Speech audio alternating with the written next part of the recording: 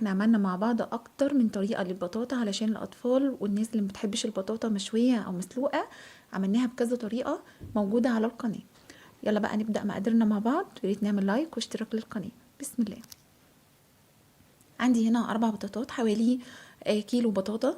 قشرتها طبعا، غسلتها الاول حلوة قوي، وبعدين هقشرها بالشكل ده كده وهقطعها مكعبات عندي بالشكل ده كده. طبعا طريقة سهلة جدا ما فيهاش اي مشكلة خالص. هجيب بقى الحلة عندي، هنزل فيها بالبطاطا بالشكل ده كده، وهنزل عليها بنص كوباية من السكر ونص كوباية من الحليب.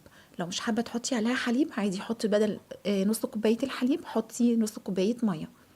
انا كان عندي الحليب سخن، بس انتي ممكن تستعمليه عادي خالص بارد او من التلاجة.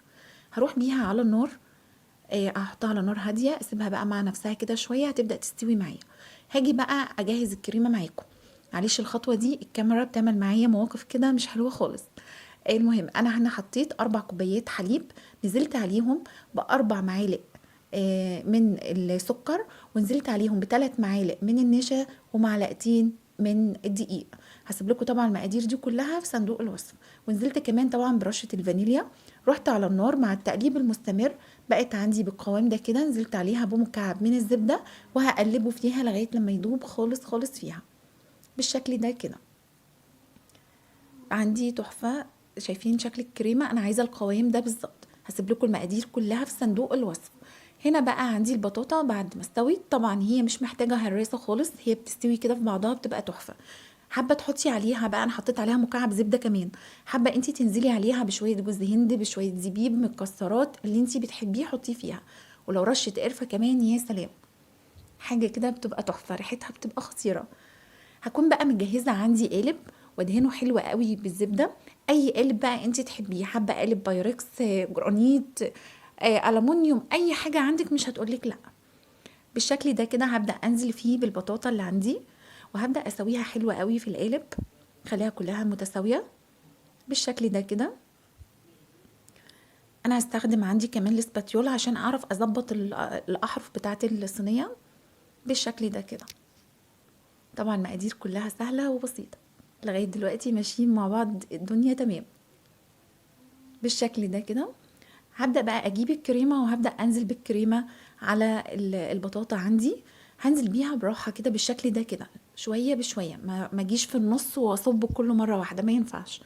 انزل بيها شوية بشوية. شايفين سمك الكريمة عندي روعة، ومكعب الزبدة بيفرق قوي في طعمها بالشكل ده كده. انا نزلت بكل الكريمة اللي عندي، هسويها بالشكل ده كده وهسيبها عندي بره، يعني تقعد دقيقتين 3، بيبدأ وش الكريمة ده يعمل طبقة متماسكة كده على الوش. هكون مجهزة عندي معلقة سمن بلدي كده سايحة او مكعب زبدة كده مسيحاه، وهبدأ ادهن وش الكريمة بالشكل ده كده. بتبقى عندي متماسكة، ما تقلقوش خالص، او يعني دقيقتين 2 بس كده بتبدأ تتماسك معايا خالص من على الوش. هبدأ امشي عليها بالشكل ده كده، هديها مسحة من الزبدة او من السمن البلدي. هكون مشغلة عندي الفرن على درجة حرارة 200. بتقعد عندي في الفرن حوالي من يعني من ربع ساعة ل20 دقيقة، من 15 ل20 دقيقة، بتبقى عندي روعة. انا هنا دهنتها كلها كده بالشكل ده بالسمن اللي عندي، بالسمن البلدي، بيديها ريحة بقى وطعم تحفة. طبعا يا جماعة اللي عاملين دايت يبعدوا تماما عن الوصفة وعن الطريقة دي خالص. بالشكل ده كده هروح بيها بقى على الفرن. شايفين شكلها تحفة، والطبقة من تحت متساوية، طبقة البطاطا والكريمة بجد روعة. شايفين بقى انا هنا دخلتها الفرن، انا بقى حباها كده تشكشك كده مع بعضها كده، تاخد وتدي، مش هاخد بس لون الوش من فوق لا. بفتح الفرن عليها من تحت الاول، بسيبها حوالي 10 دقايق او ربع ساعة، وبعد كده بفتح عليها من فوق الشواية بتديني اللون ده. عرفتوا بقى سر اللون الحلو ده؟ من معلقة السمن البلدي اللي انا دهنت بيها وش الكريمة، بجد روعة. بتتاكل سخنة يا جماعة بتبقى تحفة، حابة تاكليها باردة بتبقى ممتازة، في اي وضع هي ماشية معايا.